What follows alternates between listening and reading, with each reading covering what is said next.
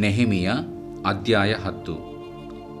ಸಹಿ ಮಾಡಿದವರು ಅಕಲ್ಯನ ಮಗನಾದ ನೆಹೆಮೀಯನೆಂಬ ದೇಶಾಧಿಪತಿಯು, ಚಿದ್ಕೀಯ, ಸೇರಾಯ, ಅಜರ್ಯ, ಯೆರೆಮೀಯ, ಪಶೂಹರ್, ಅಮರ್ಯ, ಮಲ್ಕೀಯ, Hattush, ಶೆಬನ್ಯ, Malluch, ಹಾರೀಮ್, ಮೆರೇಮೋತ್, ಒಬದ್ಯ, Daniel, ಗಿನ್ನೇತೋನ್, ಬಾರೂಕ್, Meshullam, ಅಬೀಯ, ಮಿಯಾಮೀನ್, Maaziah, Bilgai, ಶೇಮಾಯ ಎಂಬ ಯಾಜಕರು.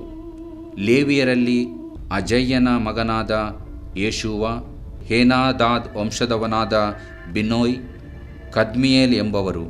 ಇವರ ಬಂಧುಗಳಾದ Shebaniah, Hodiah, Kelita, Pelaiah, Hanan, Mica, Rehob, Hashabiah, Zaccur, Sherebiah, Shebaniah, Hodiah, Bani, Beninu ಎಂಬವರು.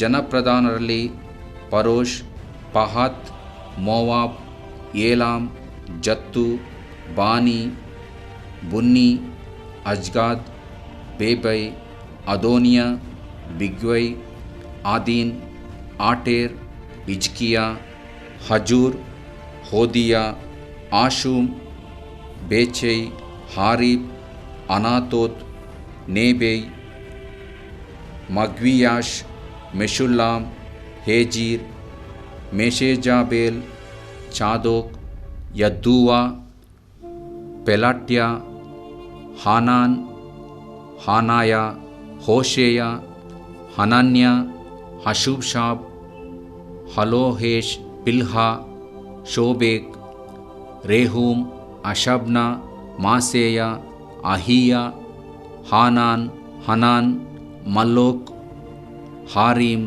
ಬಾನ ಎಂಬವರು.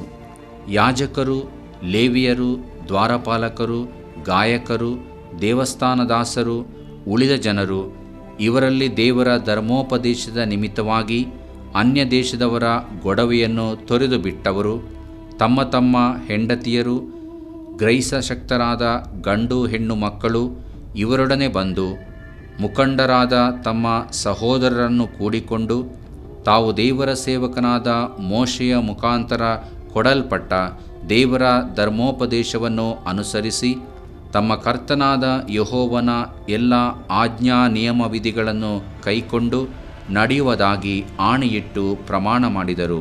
ಹೇಗೆಂದರೆ, ದೇಶ ನಿವಾಸಿಗಳಿಗೆ ನಮ್ಮ ಹೆಣ್ಣುಗಳನ್ನು ಕೊಡುವುದಿಲ್ಲ, ನಮ್ಮ ಮಕ್ಕಳಿಗೋಸ್ಕರ ಅವರಿಂದ ಹೆಣ್ಣು ತೆಗೆದುಕೊಳ್ಳುವುದಿಲ್ಲ. ದೇಶ ನಿವಾಸಿಗಳು ಮಾರುವುದಕ್ಕೋಸ್ಕರ ತರುವ ಯಾವ ಸರಕುಗಳನ್ನು, ಧಾನ್ಯವನ್ನು ಸಬ್ಬತ್ ಮೊದಲಾದ ಪರಿಶುದ್ಧ ದಿನಗಳಲ್ಲಿ ಕೊಂಡುಕೊಳ್ಳುವುದಿಲ್ಲ.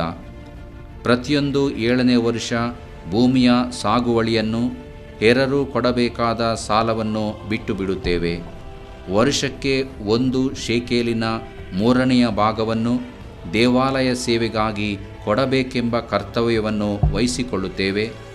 ಆ ಹಣವು ದೇವರ ಸನ್ನಿಧಿಯಲ್ಲಿಡತಕ್ಕ ರೊಟ್ಟಿ, ನಿತ್ಯ ಧಾನ್ಯ, ನೈವೇದ್ಯ ಇವುಗಳಿಗೋಸ್ಕರವೂ, ನಿತ್ಯ ಸರ್ವಾಂಗಹೋಮ ಮತ್ತು ಸಬ್ಬತ್ ದಿನ, ಅಮಾವಾಸ್ಯೆ, ಜಾತ್ರೆ ಇವುಗಳಲ್ಲಿ ಮಾಡತಕ್ಕ ಸರ್ವಾಂಗಹೋಮ, ಸಮಾಧಾನ ಯಜ್ಞ, ಇಸ್ರಾಯೇಲ್ಯರ ದೋಷ ಪರಿಹಾರಾರ್ಥವಾದ ಯಜ್ಞ ಇವುಗಳಿಗೋಸ್ಕರವೂ, ನಮ್ಮ ದೇವಾಲಯ ಸಂಬಂಧವಾದ ಬೇರೆ ಎಲ್ಲ ಕೆಲಸಗಳಿಗೋಸ್ಕರವೂ ವೆಚ್ಚವಾಗಬೇಕು.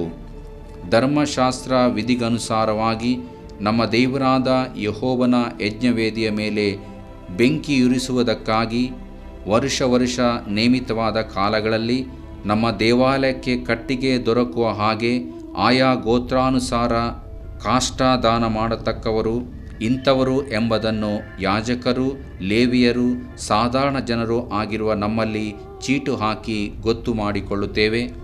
ನಮ್ಮ ಭೂಮಿಯ ಮತ್ತು ಎಲ್ಲ ಹಣ್ಣಿನ ಮರಗಳ ಪ್ರಥಮ ಫಲಗಳನ್ನು ಪ್ರತಿ ವರ್ಷವೂ ಯೆಹೋವನ ಆಲಯಕ್ಕೆ ತಂದು ಕೊಡುವೆವು.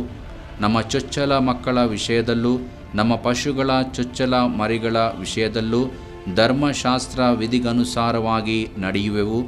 ನಮ್ಮ ಚೊಚ್ಚಲ ಕರುಗಳನ್ನು, ಚೊಚ್ಚಲ ಆಡು ಕುರಿ ಮರಿಗಳನ್ನು ನಮ್ಮ ದೇವಾಲಯಕ್ಕೆ ತಂದು ಅಲ್ಲಿ ಕೆಲಸ ನಡೆಸುತ್ತಿರುವ ಯಾಜಕರಿಗೆ ಕೊಡುವೆವು. ನಾವು ದೇವರಿಗಾಗಿ ಪ್ರತ್ಯೇಕಿಸಿಡತಕ್ಕ ಪ್ರಥಮ ಫಲದ ಹಿಟ್ಟು, ಹಣ್ಣು ಹಂಪಲು, ದ್ರಾಕ್ಷಾರಸ, ಎಣ್ಣೆ ಮೊದಲಾದವುಗಳನ್ನು ಯಾಜಕರಿಗೋಸ್ಕರ ನಮ್ಮ ದೇವರ ಆಲಯದ ಕೊಠಡಿಗಳಲ್ಲಿ ತಂದಿಡುವೆವು. ನಮ್ಮ ಭೂಮಿಯ ಹುಟ್ಟುವಳಿಯ ದಶಮಾಂಶವು ಲೇವ್ಯರದ್ದಾಗಬೇಕು. ಲೇವಿಯರು ತಾವೇ ಬಂದು ನಮ್ಮ ಸಾಗುವಳಿಯ ಊರುಗಳಲ್ಲಿ ಅದನ್ನು ಕೂಡಿಸಬೇಕು. ಅವರು ದಶಮಾಂಶವನ್ನು ಕೂಡಿಸುವಾಗ ಆರೋನನ ವಂಶದವನಾದ ಯಾಜಕನೊಬ್ಬನು ಅವರ ಸಂಗಡ ಇರಬೇಕು. ಲೇವಿಯರು ತಮಗೆ ದೊರಕಿದ ಭಾಗದ ದಶಮಾಂಶವನ್ನು ದೇವಾಲಯದ ಭಂಡಾರದ ಕೊಠಡಿಗಳಲ್ಲಿಡಬೇಕು.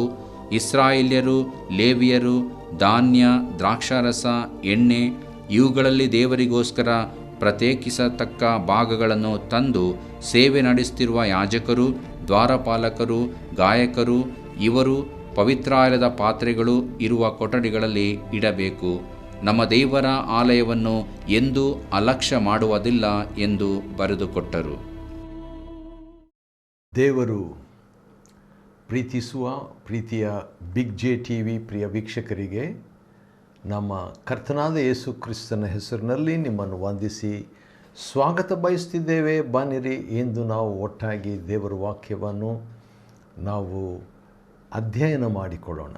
ಇಂದಿನ ನಮ್ಮ ಅಧ್ಯಯನ ನೆಹಮೀಯನ ಗ್ರಂಥ, ದ ಬುಕ್ ಆಫ್ ನೆಹಮಾಯ, ಚಾಪ್ಟರ್ 10, 10ನೇ ಅಧ್ಯಾಯ. 9ನೇ ಅಧ್ಯಾಯದಲ್ಲಿ ನೋಡುವಾಗ 8 ಜನರು ಲೇವಿಯರು ಒಂದು ದೊಡ್ಡ ಪ್ರಾರ್ಥನೆ ಮಾಡ್ತಾರೆ. ಭಾಳ ಒಳ್ಳೆ ಒಂದು ಬಹಳ ಅಮೂಲ್ಯವಾದಂಥ ಒಂದು ಪ್ರಾರ್ಥನೆ, ಉತ್ಕೃಷ್ಟವಾದಂಥ ಪ್ರಾರ್ಥನೆ, ಆತ್ಮೀಕವಾದಂಥ ಪ್ರಾರ್ಥನೆ, ಯಥಾರ್ಥವಾದಂಥ ಒಂದು ಪ್ರಾರ್ಥನೆ ಮತ್ತು ದೇವರನ್ನು ಕೇಂದ್ರೀಕರಿಸಿದಂಥ ಒಂದು ಪ್ರಾರ್ಥನೆ. ಅದೇ ಸಂದರ್ಭದಲ್ಲಿ ದೀನತ್ವದಿಂದ ಮಾಡಿದ ಪ್ರಾರ್ಥನೆ, ಪಶ್ಚಾತ್ತಾಪದಿಂದ ಮಾಡಿದ ಪ್ರಾರ್ಥನೆ. ಅದು ಭಾಳ ನನಗೆ ಇಷ್ಟವಾದಂಥ ಒಂದು ಅಧ್ಯಾಯವಾಗಿದೆ. ಯಾಕಂತ ಹೇಳಿದರೆ ಅವರು ಎಲ್ಲರೂ ದೇವರ ವಾಕ್ಯವನ್ನು 8ನೇ ಅಧ್ಯಾಯದಲ್ಲಿ ಪ್ರಾತಃ ಕಾಲದಿಂದ ಮಧ್ಯಾಹ್ನದವರೆಗೆ ದೇವರ ವಾಕ್ಯವನ್ನು ಓದಿಬಿಟ್ಟು ಎಜ್ರ, ನೆಹಮೆಯ, ಎಜ್ರ ಅಂತ ಹೇಳಿದರೆ ಸಹಾಯಕನು, ನೆಹಮೆಯ ಅಂತ ಹೇಳಿದರೆ ಯೆಹೋವನ ಸಂತೈಸುವಿಕೆ, ಎರಡೂ ಕೂಡ ದೇವರ ಸಂತೈಸುವಿಕೆ ಎರಡೂ ಕೂಡ ದೇವಜನರಿಗೆ ಇದ್ದದ್ದರಿಂದ ಸಾವಿರಾರು ಜನರು ಅಲ್ಲಿ ಸೇರಿ ಬಂದಿದ್ದಾಗ ದೇವರ ವಾಕ್ಯವನ್ನು ಕೇಳಿಸಿಕೊಂಡ್ರು. ದೇವರ ವಾಕ್ಯವನ್ನು ಕೇಳುತ್ತಾ ಅಳುತ್ತಾ ದೊಡ್ಡ ಭಕ್ತಿ ಸಂಜೀವನ ಉಂಟಾಯಿತು. ಅದಾದ ನಂತರ ಪರ್ಣಶಾಲೆ ಹಬ್ಬವನ್ನು ಮಾಡ್ತಾರೆ. ಅದು 8 ದಿನದ ಹಬ್ಬ.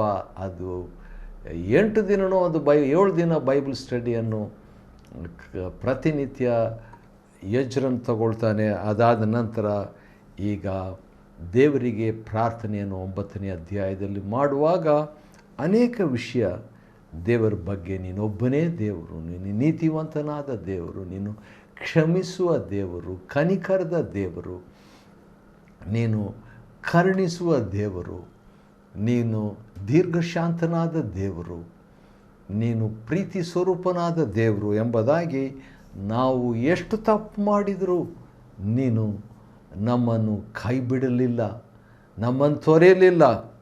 ಅನೇಕ ವರ್ಷಗಳ ಕಾಲ ನೀನು ತಾಳಿಕೊಂಡಿದ್ದೀರಿ.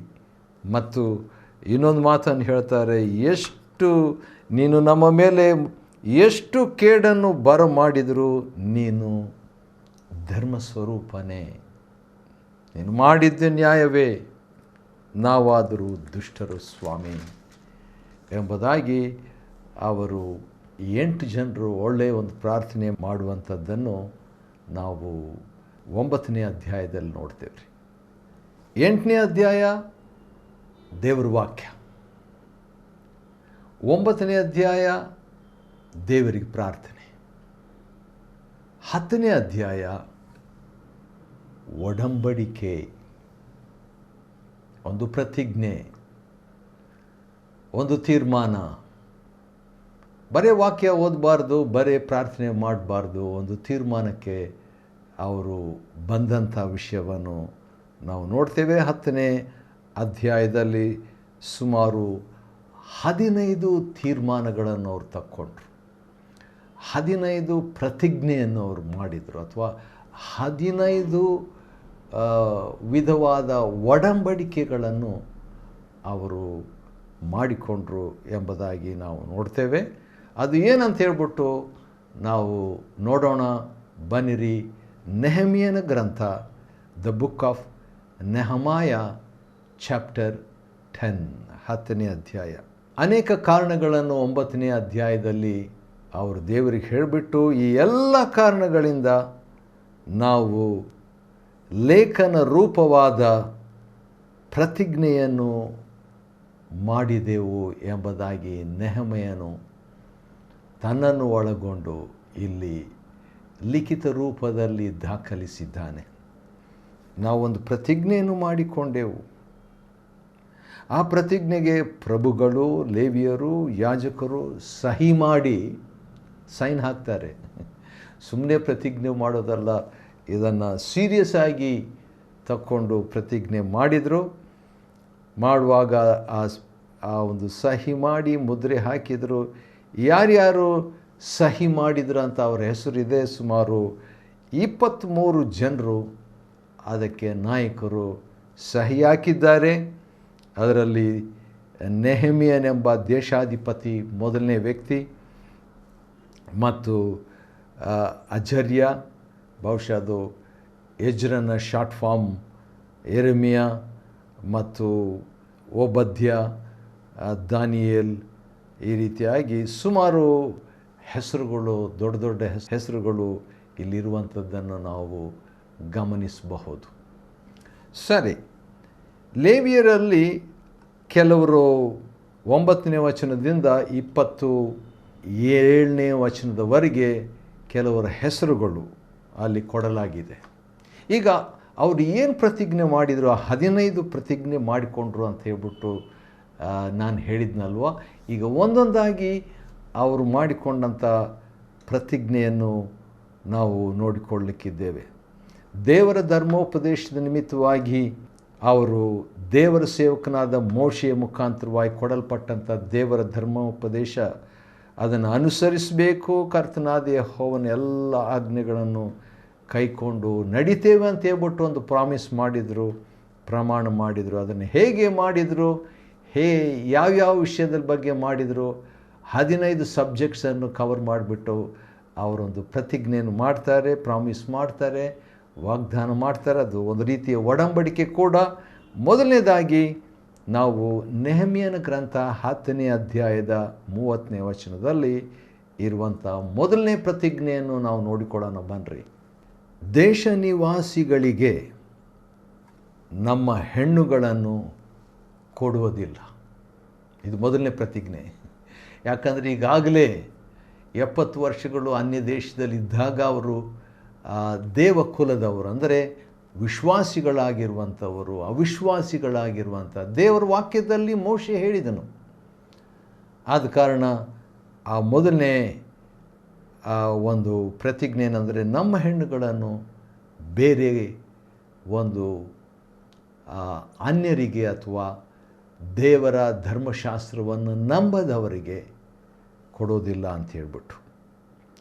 ಎರಡನೇ ಪ್ರತಿಜ್ಞೆ, ನಮ್ಮ ಮಕ್ಕಳಿಗೋಸ್ಕರ ಅವರಿಂದ ಹೆಣ್ಣು ತೆಗೆದುಕೊಳ್ಳೋದಿಲ್ಲ. ಇದೇ ತಪ್ಪು ಅವರು ಎಜ್ರನ ಕಾಲದಲ್ಲಿ ಮಾಡಿದರು. ಆದ ಕಾರಣ ಪ್ರತ್ಯೇಕವಾಗಬೇಕಾಯಿತು. ಭಾಳ ಉದ್ವೇಗವಾಗಿ, ವಿಷಾದಕರವಾಗಿ, ಗಲಿಬಿಲಿಗೆ ಇರುವಂಥ ಒಂದು ಸಂಗತಿ. ಆದ ಕಾರಣ ಒಂದು ತೀರ್ಮಾನ ತಗೊಂಡ್ರು. ಮೂರನೇ ಒಂದು ಪ್ರತಿಜ್ಞೆ 31ನೇ ವಚನ 10ನೇ ಅಧ್ಯಾಯದಲ್ಲಿ, ದೇಶ ನಿವಾಸಿಗಳು ಮಾರುವುದಕ್ಕೋಸ್ಕರ ತರುವ ಯಾವ ಸರಕುಗಳನ್ನು, ಧಾನ್ಯವನ್ನು ಸಬ್ಬತ್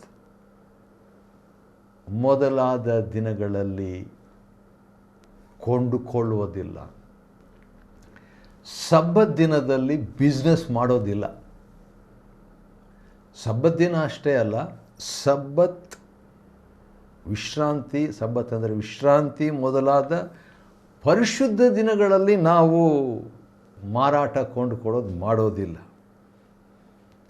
4ನೇ ಪ್ರತಿಜ್ಞೆ, ಪ್ರತಿಯೊಂದು 7ನೇ ವರ್ಷ ಭೂಮಿಯ ಸಾಗುವಳಿಯನ್ನು ಹೆರರು ಕೊಡಬೇಕಾದ ಸಾಲವನ್ನು ಬಿಟ್ಟು ಬಿಡ್ತೇವೆ.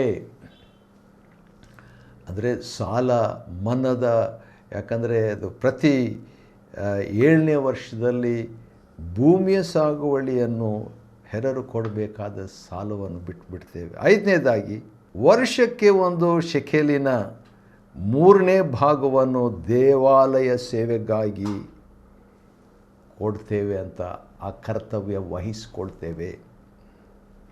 5ನೇ ಪ್ರತಿಜ್ಞೆ. 6ನೇ ಪ್ರತಿಜ್ಞೆ 33ನೇ ವಚನದಲ್ಲಿದೆ.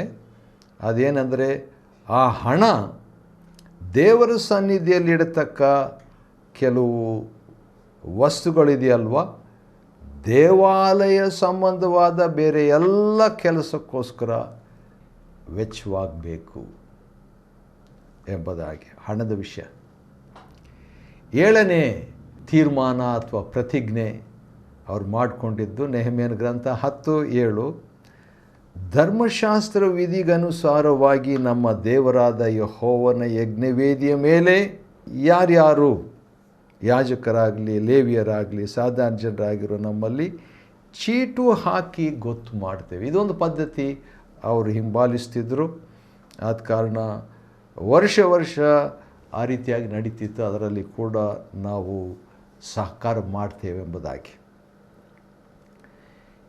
8ನೇ ಪ್ರತಿಜ್ಞೆ 35ನೇ ವಚನ, ನೆಹೆಮ್ಯ 10:35, ನಮ್ಮ ಭೂಮಿಯ ಮತ್ತು ಎಲ್ಲ ಹಣ್ಣಿನ ಮರಗಳ ಪ್ರಥಮ ಫಲಗಳನ್ನು ಪ್ರತಿ ವರ್ಷ ಯೆಹೋವನ ಆಲಯಕ್ಕೆ ತಂದು ಕೊಡ್ತೇವೆ.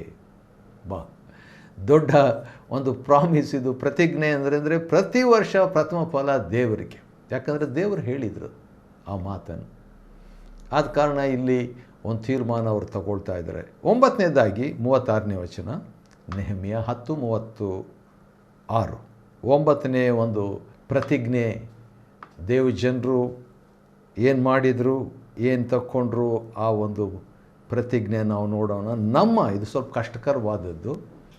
36ನೇ ವಚನದಲ್ಲಿ ಈಗ ಉಳಿದಂಥದ್ದೆಲ್ಲ ಕೂಡ ಒಂದು ವಿಧವಾದ ರೀತಿಯಲ್ಲಿ ಹಣದ ಬಗ್ಗೆ, ಸಾಲದ ಬಗ್ಗೆ, ವಸ್ತುವಿನ ಬಗ್ಗೆ ಇತ್ತು. ಆದರೆ ಇದು ಸ್ವಲ್ಪ ಕಷ್ಟ ಉಳಿದಂಥದ್ದಕ್ಕಿಂತಲೂ. ಯಾಕಂದರೆ 36ನೇ ವಚನ, ನಮ್ಮ ಚೊಚ್ಚಲ ಮಕ್ಕಳ ವಿಷಯದಲ್ಲೂ, ಅಂದರೆ ಮೊದಲನೇದಾಗಿ ಹುಟ್ಟಿದ ಮಕ್ಕಳು, ನಮ್ಮ ಪಶುಗಳ ಚೊಚ್ಚಲ ಮರಿಗಳ ವಿಷಯದಲ್ಲೂ ಧರ್ಮಶಾಸ್ತ್ರ ವಿಧಿಗನುಸಾರವಾಗಿ ನಡೆಯುವೆವು.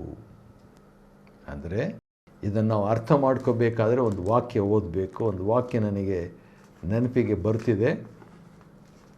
ಅದು ವಿಮೋಚನ ಕಾಂಡ, ಅದರಲ್ಲಿ 13ನೇ ಅಧ್ಯಾಯದಲ್ಲಿ ಒಂದು ವಾಕ್ಯ ಈ ರೀತಿಯಾಗಿದೆ. ಅದನ್ನು ನಿಮಗೋಸ್ಕರವಾಗಿ ಓದ್ತೇನೆ. 13:1, ಯೆಹೋವನು ಮೋಶೆಗೆ, ಇಸ್ರಾಯೇಲರು ತಮ್ಮೊಳಗಾಗಲಿ ತಮ್ಮ ಪಶುಗಳ ಒಳಗಾಗಲಿ ಪ್ರಥಮ ಗರ್ಭವನ್ನು, ಅಂದರೆ ಚೊಚ್ಚಲಾಗಿ ಹುಟ್ಟಿದ್ದೆಲ್ಲವನ್ನು ನನಗೆ ಮೀಸಲಾಗಿಡಬೇಕು, ಅದು ನನ್ನದೇ ಎಂದು ಹೇಳಿದನು. ದೇವರ ಧರ್ಮಶಾಸ್ತ್ರದಲ್ಲಿ, ಅಂದರೆ ಮೋಶೆಯ ಧರ್ಮಶಾಸ್ತ್ರದಲ್ಲಿ ದೇವರು ಹೇಳಿದಂಥದ್ದು, ಮೊದಲು ಹುಟ್ಟುವಂಥದ್ದು ನನಗೆ ಕೊಟ್ಟುಬಿಡ್ಬೇಕು, ಚೊಚ್ಚಲ ಮಗ. ಚೊಚ್ಚಲ ಮಕ್ಕಳ ವಿಷಯದಲ್ಲಿ ಅಂಥ ಒಂದು ಸ್ಟ್ರಾಂಗ್ ನಿಯಮ ದೇವರು ಕೊಟ್ಟಿದ್ದರು. ಅದನ್ನೇ ದೇವರು ಕೂಡ ಮಾಡಿದರು. ಯಾಕಂದರೆ ಚೊಚ್ಚಲಾಗಿ ಆತ್ಮೀಕವಾಗಿ ಹುಟ್ಟಿದಂಥ ತನ್ನ ಪ್ರಥಮ ಮಗನನ್ನು ನಮಗೋಸ್ಕರವಾಗಿ ಕೊಟ್ಬಿಟ್ರು. ದೇವರು ತಕ್ಕೊಂಡ್ರು. ದೇವರು ನಮಗಾಗಿ ಚೊಚ್ಚಲು ಮೊದಲಾಗಿರುವಂಥದ್ದನ್ನು ದೇವರು ಕೊಟ್ಟರು. ಇವತ್ತು ದೇವರಿಗೆ ಬಹಳ ಮಕ್ಕಳು. 10ನೇ ಒಂದು ಪ್ರತಿಜ್ಞೆ ಅವರೇನು ಮಾಡಿದರು, 10ನೇ ಅಧ್ಯಾಯ 37ನೇ ವಚನ, ನಾವು ದೇವರಿಗಾಗಿ ಪ್ರತ್ಯೇಕಿಸಿಡತಕ್ಕ ಪ್ರಥಮ ಫಲದ ಹಿಟ್ಟು, ಹಣ್ಣು ಇತ್ಯಾದಿ ಇದನ್ನು ದೇವರ ಆಲಯದ ಕೊಠಡಿಗಳಲ್ಲಿ ತಂದಿಡುವೆವು. ಎಲ್ಲಂದ್ರೆ ಅಲ್ಲಿ ಇಡೋದಲ್ಲ, ಅದಕ್ಕಂತ ಇದ್ದ ಕೊಠಡಿಯಲ್ಲಿ ತಂದಿಡ್ತೇವೆ. 11ನೇ ಪ್ರತಿಜ್ಞೆ, ನಮ್ಮ ಭೂಮಿಯ ಹುಟ್ಟುವಳಿಯ ದಶಮಾಂಶವು 10ರಲ್ಲೊಂದು ಪಾಲು, ದಶಮ ಭಾಗವು ಲೇವಿಯರದಾಗಬೇಕು. ಅವ್ರಿಗೋಸ್ಕರವಾಗಿ ಅದು ಪ್ರತ್ಯೇಕಿಸಿದ್ದು ಎಂಬುದಾಗಿ ಒಂದು ಪ್ರತಿಜ್ಞೆ ಅವರು ಮಾಡಿಕೊಳ್ತಾರೆ. ಲೇವಿಯವರು ಪರಿಪೂರ್ಣ ಕಾಲ ಸೇವಕರು, ಆದ ಕಾರಣ ಅವರಿಗೆ ಯಾವುದೇ ಆಸ್ತಿ ಅವರು ಮಾಡ್ಕೋಬಾರ್ದು. ನಾನೇ ಅವರಿಗೆ ಆಸ್ತಿ ಅಂತ ದೇವರು ಹೇಳಿದನು ಹಳೆಯ ಒಡಂಬಡಿಕೆಯಲ್ಲಿ. ಅನಂತರ ಸ್ವಲ್ಪ ಆಸ್ತಿ ಕೂಡ ಅವ್ರಿಗೆ ಸಿಕ್ತು. ಆದರೆ ಪರಿಪೂರ್ಣ ಆಲಯದ ಸೇವೆ ಅವರು ಮಾಡ್ತಾ ಇರೋದರಿಂದ ಅವರಿಗೋಸ್ಕರವಾಗಿ ದಶಮ ಭಾಗ ಕೊಡಬೇಕು ಎಂಬುದಾಗಿ ದೇವರು ಹೇಳಿದಂಥದ್ದನ್ನು ಈಗ ಅಂಡರ್ಲೈನ್ ಮಾಡ್ತಿದ್ದಾರೆ, ಅವರು ಒಪ್ಪಿಕೊಳ್ತಿದ್ದಾರೆ. ಮತ್ತು 37ನೇ ವಚನದ 2ನೇ ಭಾಗ, ಲೇವಿಯರು ತಾವೇ ಬಂದು ನಮ್ಮ ಸಾಗುವಳಿಯ ಊರುಗಳಲ್ಲಿ ಅದನ್ನು ಕೂಡಿಸಬೇಕು. ಅವರೇ ಬರಬೇಕು, ಬೇರೆ ರೆಪ್ರೆಸೆಂಟೇಟಿವ್ ಬರುವಂಥದ್ದಿಲ್ಲ. 38ನೇ ವಚನದಲ್ಲಿ 13ನೇ ತೀರ್ಮಾನ ಅಂದು ಅವರು ತಕ್ಕೊಂಡಂಥದ್ದು ನಾವು ನೋಡ್ತೇವೆ. ಲೇವಿಯರು ದಶಮ ಭಾಗವನ್ನು ಕೂಡಿಸುವಾಗ ಆರೋನನ ವಂಶದವರಾದ ಯಾಜಕನೊಬ್ಬನು ಅವರ ಸಂಗಡ ಇರಬೇಕು. ಲೇವಿಯರು ಬಂದರು, ಯಾಜಕರು ಕೂಡ ಅವ್ರ ಜೊತೆಗೆ ಒಬ್ಬರು ರೆಪ್ರೆಸೆಂಟೇಟಿವ್ ಪ್ರತಿನಿಧಿಯಾಗಿ ಇರಬೇಕು. ಆನಂತರ 14ನೇ ಪ್ರತಿಜ್ಞೆ ಅವರು ಮಾಡಿದ್ದು, ಲೇವಿಯರು ತಮಗೆ ದೊರಕಿದ ಭಾಗ ಅಂದರೆ ದಶಮ ಭಾಗವನ್ನು ದೇವಾಲಯದ ಭಂಡಾರದ ಕೊಠಡಿಗಳಲ್ಲಿಡಬೇಕು. ಅಲ್ಲೇ ಇಡಬೇಕು ಅಂತ ಹೇಳ್ಬಿಟ್ಟು ಅದು ಕೂಡ ಒಂದು ತೀರ್ಮಾನ. ಕೊನೆಯದಾಗಿ 15ನೇ ತೀರ್ಮಾನ, ಒಂದು 15 ತೀರ್ಮಾನಗಳನ್ನು ಅಂದು 8 ಜನರು ಅಥವಾ 23 ಜನರು ಸಹಿ ಹಾಕಿದಾಗ ದೇವಜನರು ದೇವರ ವಾಕ್ಯದ ಪ್ರಕಾರವಾಗಿ ಒಂದು ತೀರ್ಮಾನ ತಗೊಂಡ್ರು. 15 ಏನಂದರೆ, ಇಸ್ರಾಯೇಲರು, ಲೇವಿಯರು ಧಾನ್ಯ, ದ್ರಾಕ್ಷರಸ, ಎಣ್ಣೆ ಇವುಗಳಲ್ಲಿ ದೇವರಿಗೋಸ್ಕರ ಅಂತ ಬಂತು, ದೇವರಿಗೋಸ್ಕರ ಪ್ರತ್ಯೇಕಿಸತಕ್ಕ ಭಾಗಗಳನ್ನು ತಂದು ಸೇವನೆ ನಡೆಸುತ್ತಿರುವ ಯಾಜಕರು, ದ್ವಾರಪಾಲಕರು ಇವರು ಪವಿತ್ರಾಲಯದ ಪಾತ್ರೆಗಳು ಇರುವ ಕೊಠಡಿಗಳಲ್ಲಿ ಇಡಬೇಕು. ಮತ್ತು ಈ ರೀತಿಯಾಗಿ ಹೇಳಿಬಿಟ್ಟು ಏನೋ ಬರ್ಕೊಡ್ತಾರೆ ಲಾಸ್ಟ್, ಅದೇ ನಮ್ಮ ದೇವರ ಆಲಯವನ್ನು ಎಂದೂ ಅಲಕ್ಷ್ಯ ಮಾಡುವುದಿಲ್ಲ ಅಂತ ಬರ್ಕೊಟ್ಬಿಡ್ತಾರೆ. ಒಳ್ಳೆಯದಲ್ವ ಅದು? ನಾವು ಕೂಡ ದೇವರ ಆಲಯವನ್ನು ಅಲಕ್ಷ್ಯ ಮಾಡಬಾರ್ದು. ನಾವುಗಳು ಆ ರೀತಿಯಾಗಿರುವಂತೆ ದೇವರು ನಮ್ಗೆ ಸಹಾಯ ಮಾಡಲಿ. ನೆಹೆಮ್ಯನ ಗ್ರಂಥ 10ನೇ ಅಧ್ಯಾಯವನ್ನು ಅಧ್ಯಯನ ಮಾಡಿಕೊಳ್ಳುವಂತೆ ದೇವರು ಕೊಟ್ಟ ಕೃಪೆಗಾಗಿ ಆತನಿಗೆ ಸ್ತೋತ್ರವಾಗಲಿ. ದೇವರು ನಿಮ್ಮನ್ನು ಆಶೀರ್ವದಿಸಲಿ.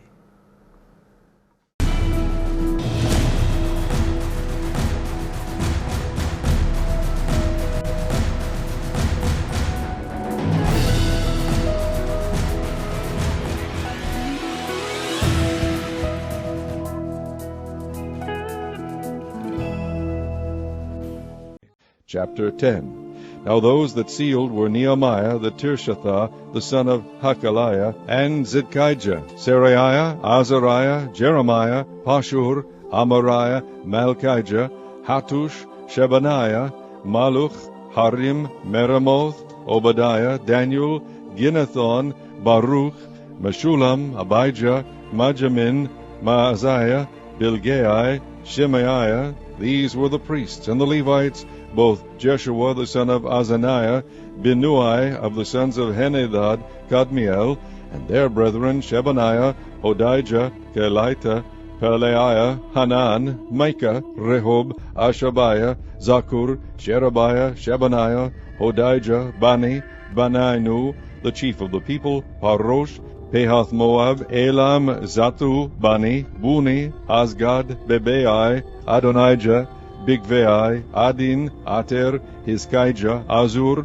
Hodijah, Hashum, Bizai, Harif, Anathoth, Nebai, Migpiash, Meshulam, Hazir, Meshezabil, Zadok, Jadua, Pelatiah, Hanan, Anaiah, Hoshea, Hananiah, Hashub, Halohesh, Piliha, Shobek, Rehum, Hashabnah, Maaseiah, and Ahijah, Hanan, Anan, Malach, Harim, Baanah, and the rest of the people, the priests, the Levites, the porters, the singers, the Nephanims, and all they that had separated themselves from the people of the lands unto the law of God, their wives, their sons, and their daughters, every one having knowledge and having understanding. They clave to their brethren, their nobles, and entered into a curse and into an oath to walk in God's law, which was given by Moses the servant of God, and to observe and do all the commandments of the Lord our Lord, and his judgments and his statutes, and that we would not give our daughters unto the people of the land, or take their daughters for our sons. And if the people of the land bring ware or any victuals on the Sabbath day to sell, that we would not buy it of them on the Sabbath or on the holy day, and that we would leave the 7th year and the exaction of every debt. Also we made ordinances for us to charge ourselves yearly with the 3rd part of the shekel for the service of the house of our God, for the shewbread, and for the continual meat offering, and for the continual burnt offering of the Sabbaths, of the new moons, for the set feasts, and for the holy things, and for the sin offerings, to make an atonement for Israel, and for all the work of the house of our God. And we cast the lots among the priests, the Levites, and the people, for the wood offering, to bring it into the house of our God, after the houses of our fathers, at times appointed year by year, to burn upon the altar of the Lord our God, as it is written in the law, and to bring the first fruits of our ground, and the first fruits of all fruit of all trees, year by year, unto the house of the Lord. Also the firstborn of our sons, and of our cattle, as it is written in the law, and the firstlings of our herds and of our flocks, to bring to the house of our God, unto the priests that minister in the house of our God. And that we should bring the first fruits of our dough, and our offerings, and the fruit of all manner of trees, of wine, and of oil, unto the priests, to the chambers of the house of our God, and the tithes of our ground unto the Levites, that the same Levites might have the tithes in all the cities of our tillage. And the priest, the son of Aaron, shall be with the Levites, when the Levites take tithes, and the Levites shall bring up the tithe of the tithes unto the house of our God, to the chambers into the treasure house. For the children of Israel and the children of Levi shall bring the offering of the corn, of the new wine, and the oil, unto the chambers, where are the vessels of the sanctuary, and the priests that minister, and the porters and the singers, and we will not forsake the house of our God.